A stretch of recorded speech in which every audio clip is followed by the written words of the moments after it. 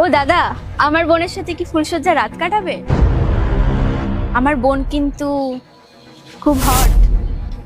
আরে ম্যাডাম, এসব কি বলছেন আপনি?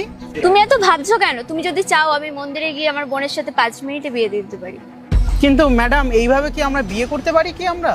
আরে কি বলুন তো দাদা, এর আগে না আমার বোনের একবার বিয়ে হয়ে গেছে।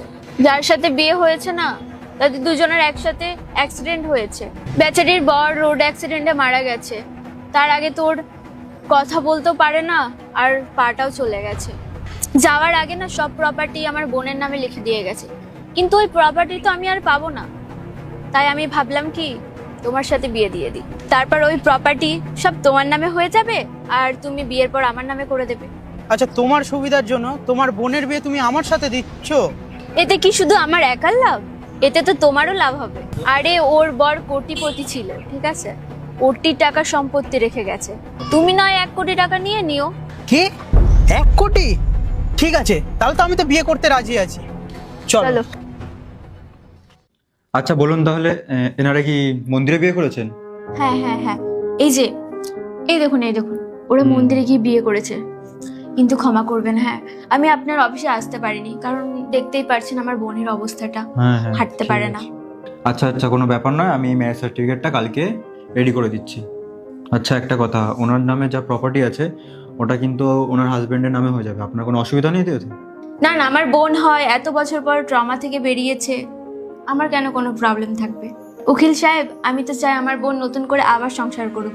বাহ, দিদি হলে তো এরকমই। আজকালকার দিনের সম্পর্ক সব ম্লান হয়ে যাচ্ছে।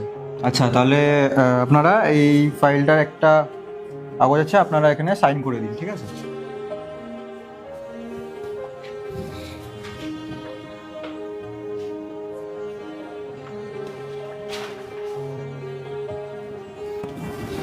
আচ্ছা থ্যাংক ইউ।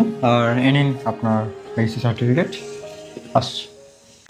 যাই হোক, কাজটা তাহলে সম্পূর্ণ হলো।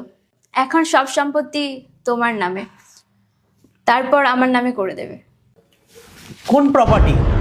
আরে ওই ভিখারি, বোকা ভাবছিস নাকি আমাকে? তোকে রাস্তা থেকে তুলে এনেছি এই কাজের জন্য, নয়তো তোর কোনো সময় অকাদই ছিল না এই বাড়ির চৌকাঠ পাড়ানো। চুপচাপ এই প্রপার্টি আমার নামে করে দে, নয়তো এক্ষুনি আমি পুলিশে কল করব। হ্যাঁ হ্যাঁ, ডেকে নাও পুলিশকে। তো পুলিশকে তুমি বলবেটা কি, যে ভিখারির সাথে বিয়ে দিয়েছি বলে ও বোনের সব প্রপার্টিটা তুমি নিতে পারবে বলে? আর বেশি ভেবো না, ঠিক আছে? চুপচাপ বেরিয়ে যাও এখান থেকে। আর আজকের পর থেকে না, তোমার এই মুখটা না আমাকে কোনোদিন দেখাবে না। দেখো, পার্ট 2 দেখতে সাবস্ক্রাইব করুন SJ সোনি ব্লগ 2M।